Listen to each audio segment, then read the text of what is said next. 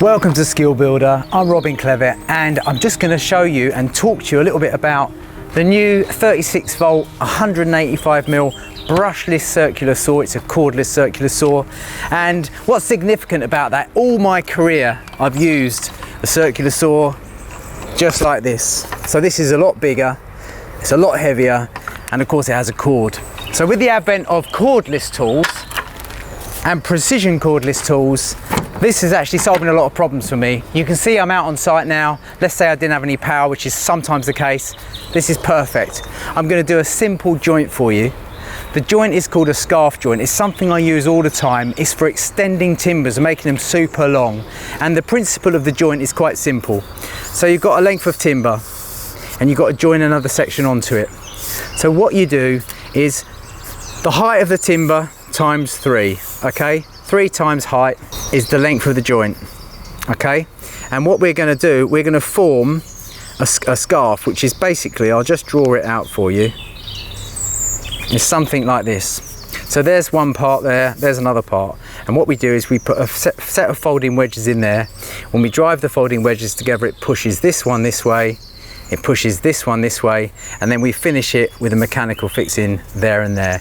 The joint will hold without a mechanical fixing. In fact, I often use them without a mechanical fixing. There's no glue involved. Quite often, if it's a hip rafter, for example, which is where I use them all the time, or a ridge, because of the length of the joint, you might have a jack rafter fixing right over it, sometimes in a couple of places, and that actually clamps it. It's a beautiful job. So let's take a look at the saw. Compact, lightweight, and mechanically very well built. So for example, it's so simple, there's a lot of easy movement to get your degrees of pitch. Obviously you've got your fence screw there, which is quite sturdy as well. It's got a lovely spring on the guard, super important that for safety reasons. And while I talk about that as well, for the experts out there, one thing you'll notice, this doesn't have a riving knife. And for me, that's quite a good thing because I do a lot of plunge cutting, which I'll show you in a minute. The other thing to say about a riving knife, if you're cutting a lot of sheet material, make sure your sheet material is well supported, because as you're going through, if it gives you a little bind, whereas the riving knife would hold that bind, this isn't going to do that. It's likely to kick back. Okay, so you're going to avoid that. So make sure your work's well supported. The battery, again, 36 volt. This one's fully charged, just come off charge. Takes about 25 minutes. It's really good. It's quite a high output battery as well, that. It's got your indicator on the back, which shows you how much life it's got, and this will run until it's finished. There's no dullness. It will run and just go boom, finished. Okay, so let's mark up a simple scarf joint. Right, we just need a couple of bits here. So this is the length of timber I'm going to put the scarf joint on, and we only have to mark it out once. Even though it's 2 pairs, there's 2 parts to it, we only have to mark it out once. Let's cut that bit of shake off there. So the joint principle is 3 times, the length of the joint is 3 times the height of the timber that you're joining. And I'm going to round this up just simply to make it a little bit easier to count. I'm going to call it 180. So it's 300 plus 240 is 540. That's the length of the joint. So that's 3 times the height. I'll just put another shoulder line there over to the other side. I've got a section of timber which is exactly the same thickness that way. I'm going to take the outside to the outside, and I'm going to mark here, and I'm going to mark on the opposite side here. Okay, then what I'm going to use is my speed square to run a couple of shoulders in. So basically my shoulder here runs down, it's 90-degree shoulder to there. All right, so that's 90 degrees there, and the same on the other end, coming back there, 90 degrees there. And then all we need to do is put one in the middle,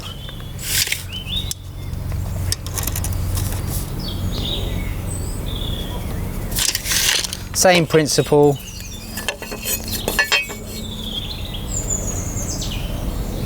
Okay, now that is effectively the joint. This is the bit I'm taking off. That's the bit that stays. All right, so we're going to cut that out now. Just going to check this is square add it in and out of the box. Pretty nice.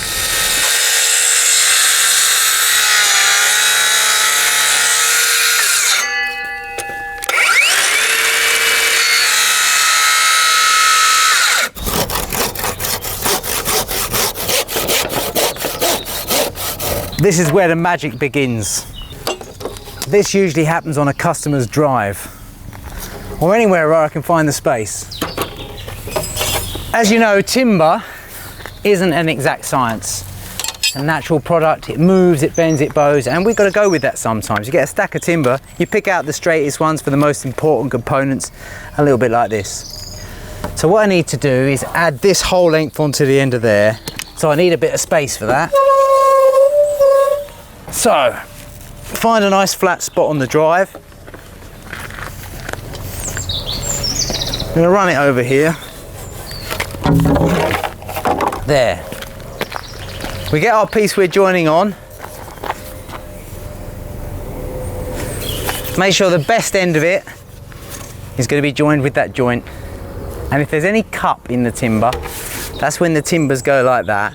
Try to marry the cups up. Don't have the opposites. So sometimes, just by looking at the end grain, look, you can see that if you match the end grain, the chances are the cup's going to be in the right place. But this particular structural timber is beautiful stuff.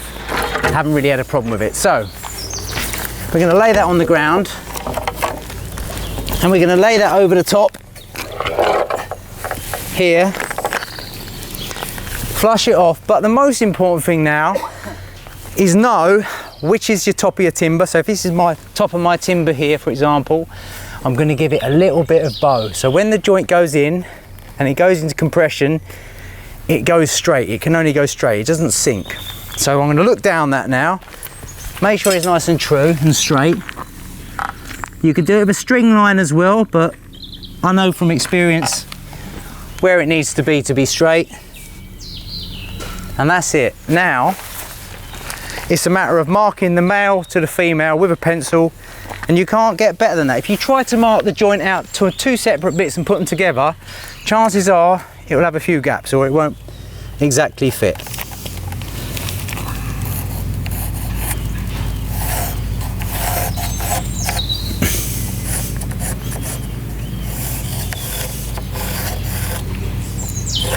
Now, there's one more bit we need to cut, which is here, and the same there. And you see I'm just roughing it in. That's 18 millimeters roughly. And that's for a pair of folding wedges. Put that back up on here. And we just make sure we're going to cut off the bit we want to cut off. Repeat the process.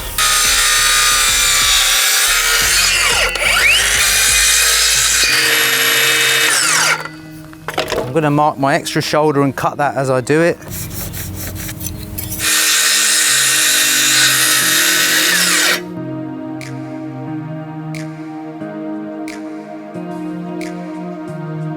The joint's nearly ready. Just got to adjust this one.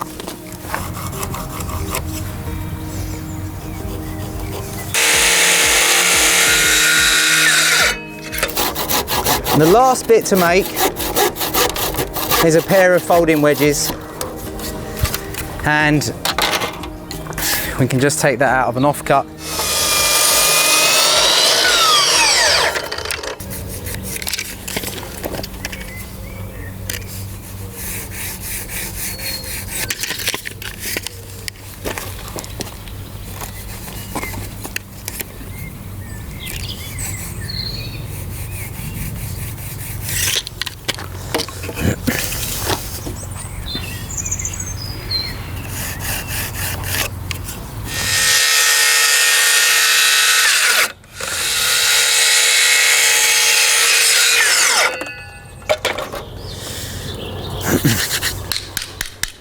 Okay, now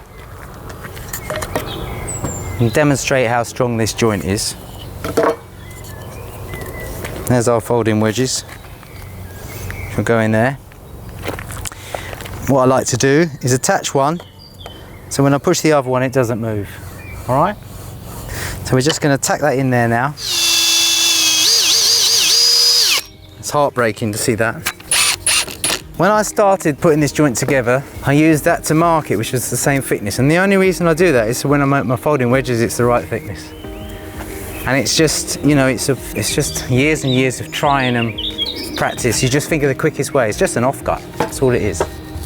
Okay, so now we need to demonstrate the strength of this. So we need a couple of bits of timber supported, and we'll walk across it once it's wedged together.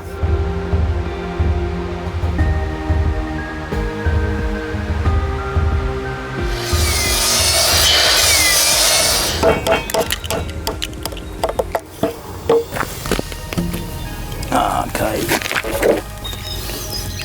A bit more wedge, I think. Got to pull that one over.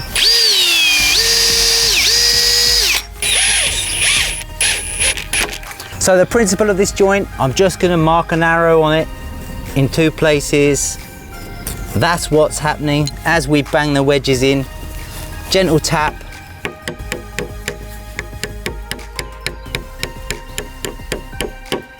You can see it's pulling up now to the shoulder.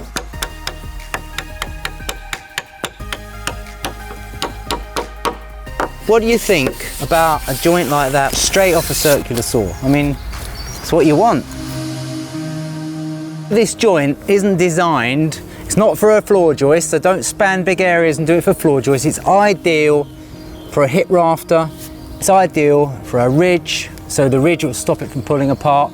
The hip rafter's got lots of support by jack rafters, but I'm just going to demonstrate. I'm only 65 odd kilos. I'm going to have a little walk across this. Tell us in stone, we don't that know is kilos. 10 and a half stone. I'm a bit of a lightweight.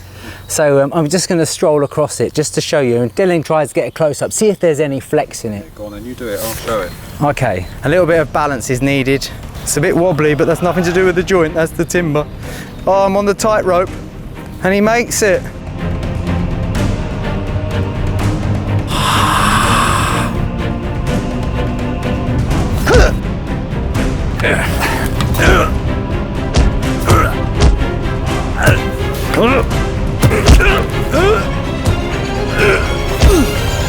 Yeah.